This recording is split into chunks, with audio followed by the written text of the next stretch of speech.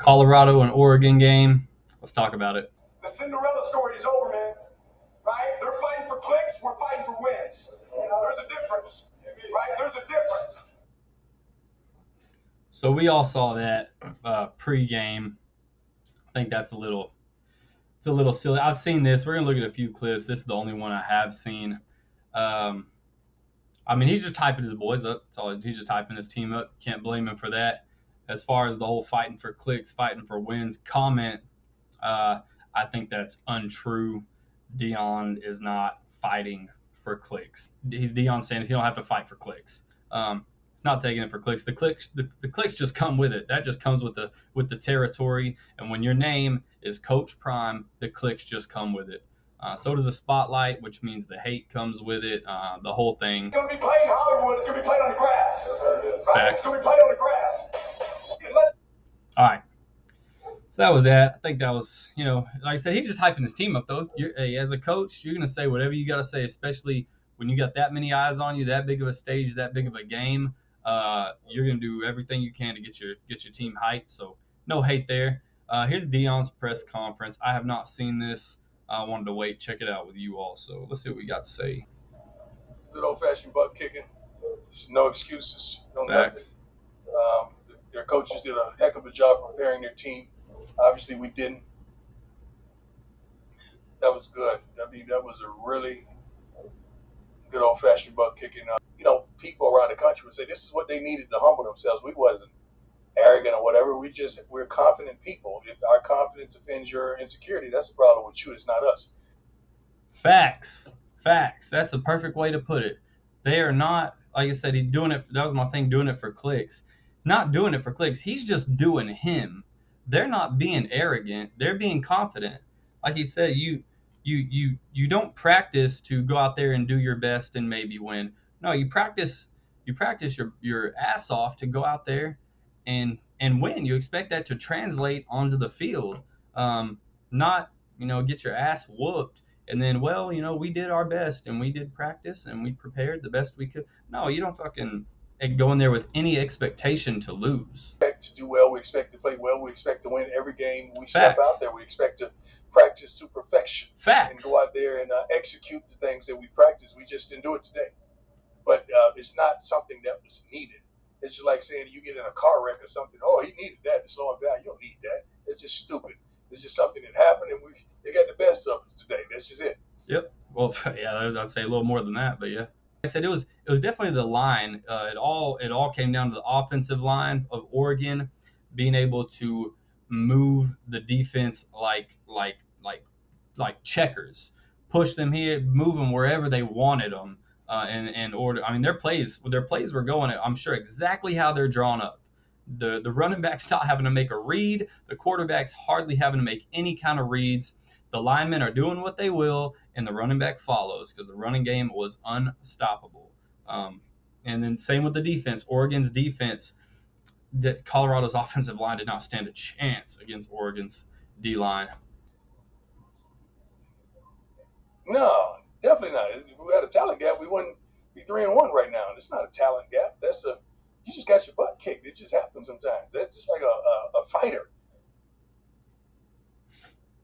I'd say it's a little bit of a talent gap. Not enough for the score. What was it? 42-6, whatever it was. Not that much of a talent gap. I mean, I would say there's a talent gap.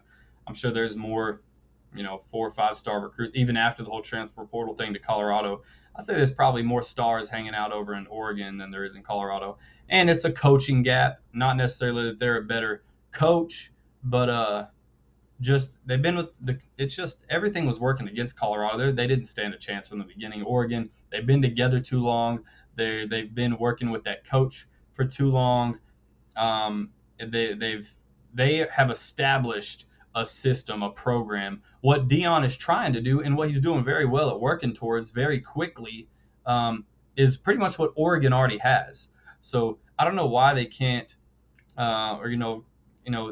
he's just trying to pretty much do what Oregon is doing and then some, of course.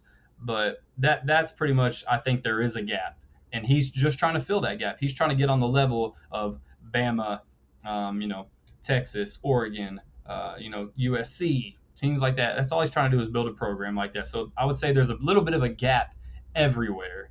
A little bit of talent, a little bit of just the program, a little bit of coaching, a little bit of everything working against you there. You just got cold. It happens. It's not a huge talent gap. I just think they played a really concise game. And I'll also say to that, they says you just got. I don't agree with that. Like you just got because I think if you played Oregon again next week, it would be very close to the exact same outcome. And if you played them again in 5 weeks, I would say it's going to be the same outcome. You could play them 4 times this year, and I see it being the same outcome 3 out of 4 times, if not every single time, just because Oregon has built that already. They're just not going to fall to as great of a story as it is Colorado, and I'm a fan of everything Deion's doing. It's just not going to happen like that. So I don't think you just got because if it happened again next week and you played Oregon, I think you would get got again. So Travis always going to be missed. He's the best darn football player in college football. How is he not missed? It's just like saying you write an article and your pen is missing. That was a stupid fucking question. That's how much he means. To get your butt up and let's go. We ain't got time to have no pity party. Ain't nobody walk around the locker room with napkins and tissues. Get your butt up. Let's get on that plane. Let's go. That is one thing that this man is not going to allow is a pity party, just like he just said. He is not going to be having nobody dragging their heads on the floor. He just ain't going to have it. Not even so much that he's going to turn a negative to a positive and try and get everybody, on the uppity up, all, happy and shit. He's going to expect people to be upset. His team, they better be upset if you want to see some emotion, but he ain't going to be having nobody dragging this into this next game because he knows how big it is. And, he ain't having it. So they keep forgetting I'm not playing anymore. I had a great career. I'm serious. I got a gold jacket, ain't back. So I'm flex good, on them. But flex that's on them. what it really is. I don't think they get any extra satisfaction. It is what it is, and I signed up for it. So let's go.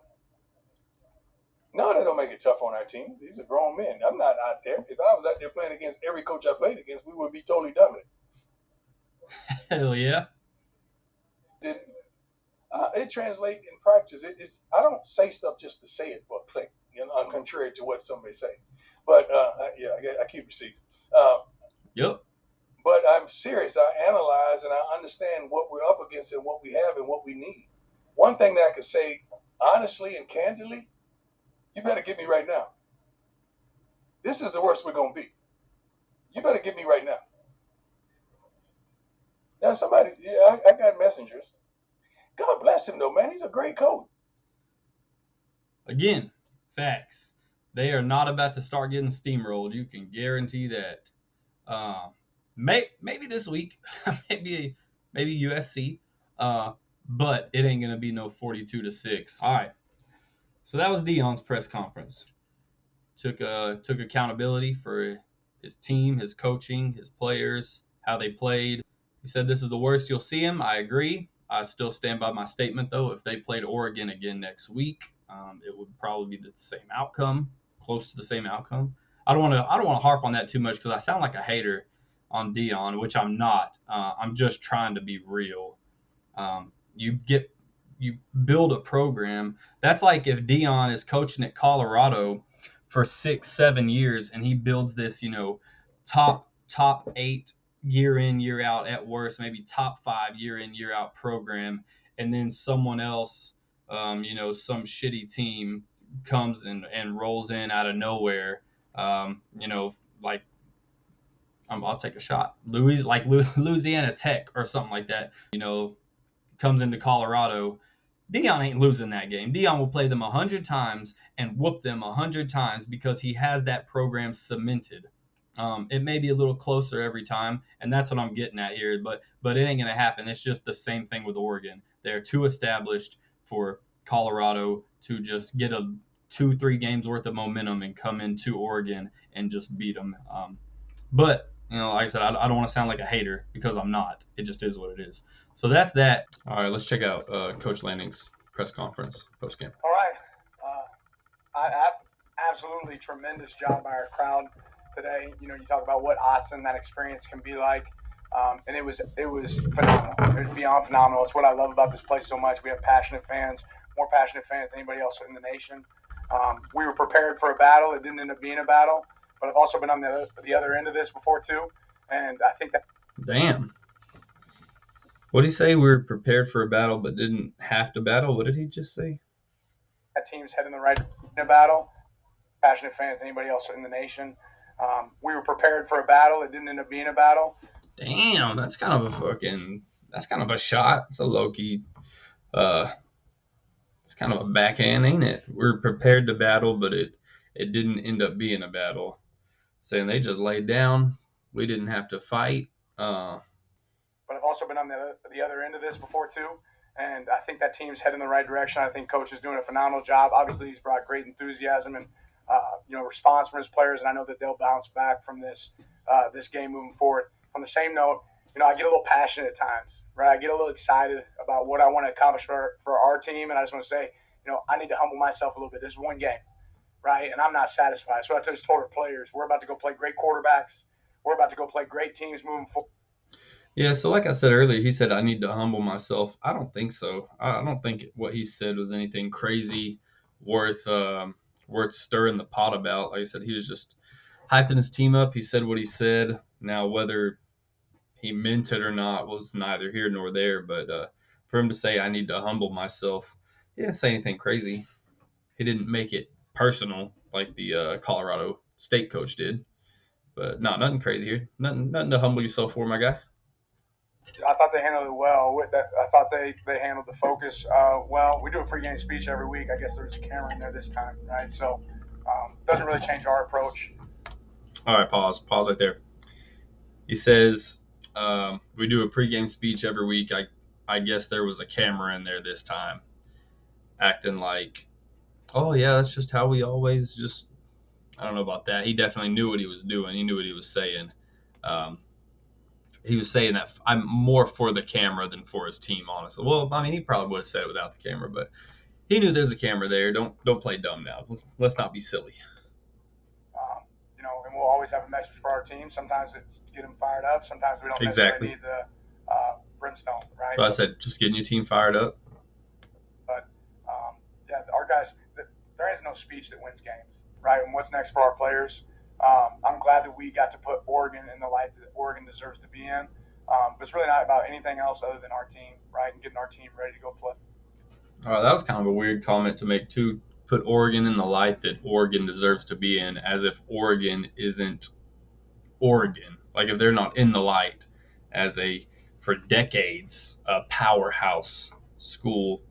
That was kind of, but I guess going into this, you kind of feel, he's kind of making himself out to like he feels like they were the underdog, which I understand. Like I understand all the hype around Colorado, but I wouldn't say, go in feeling like you don't have the spotlight. If anything, you're more in the light.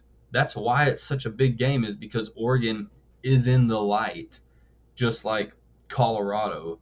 Like if Colorado went to go play Purdue, it wouldn't be near as big of a deal.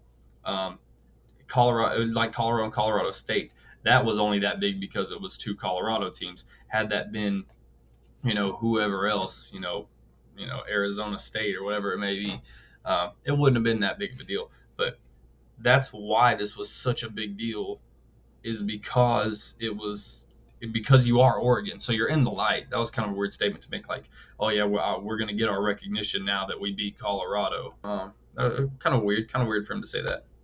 And now we got to go get ready for the next one, right? We don't need to be the team that's reading the newspaper articles, right? We don't need to be the team that's following Twitter, because we didn't follow it this week.